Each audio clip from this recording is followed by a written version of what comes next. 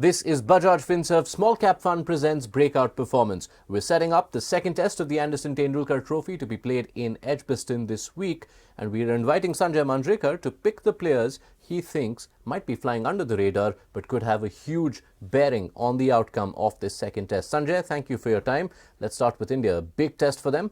Who are the players who hold key for them?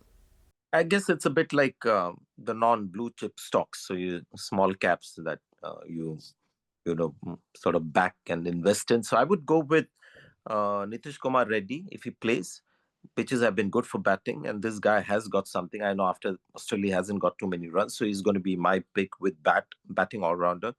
And Prasidh Krishna, yeah, I saw his tail was up in that second test match towards the end of the test match, and let's hope that he'll build on that good work. You look at factors like quality, value, and growth when you talk of small cap investments. Prasidh's quality is well known. Now, India will want that value to grow. This is a bowler who's conceded 6 plus per over in both the innings of the first test. What are the lessons he needs to have learned from Leeds?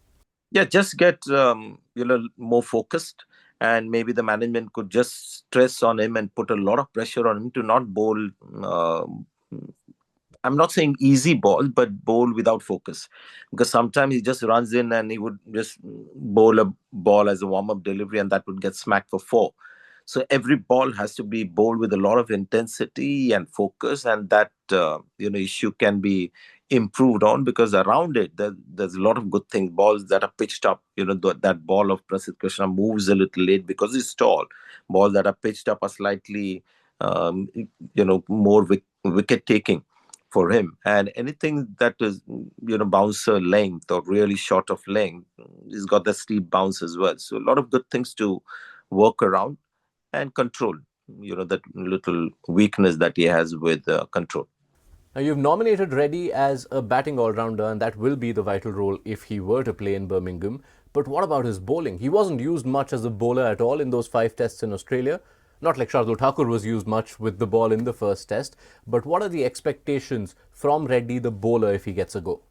Yeah, I mean, not have too much high expectations from him. Just keep it simple.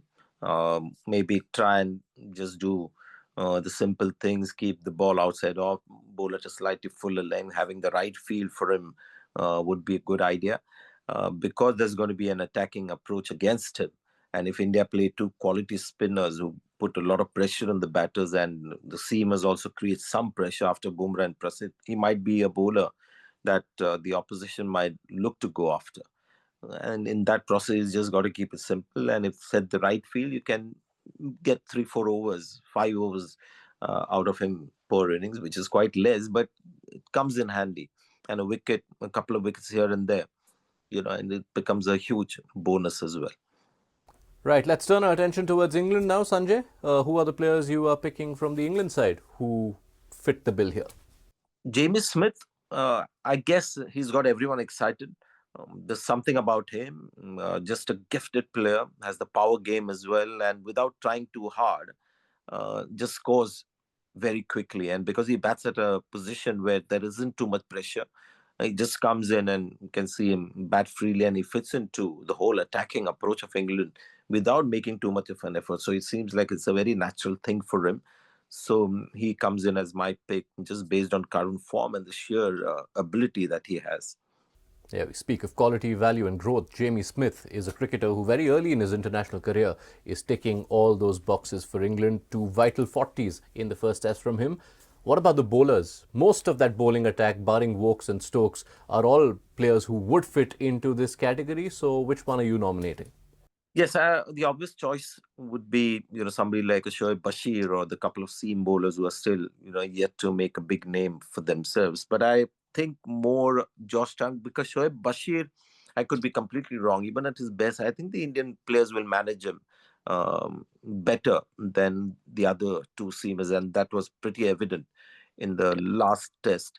Looking at the pitch at Baston, where you need to be a little fuller, and the kind of trajectory that Josh Tongue bowls and the length that he bowls. Bryden Cars, I guess, in some ways needs a pitch that has a little bit of life and bounce. He's more a hit the deck kind of bowler.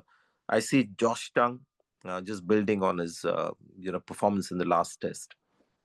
Yeah, Tung did have a big bearing on India's tail not being allowed to wag. He took 7 wickets in the first test. Let's see how he fares.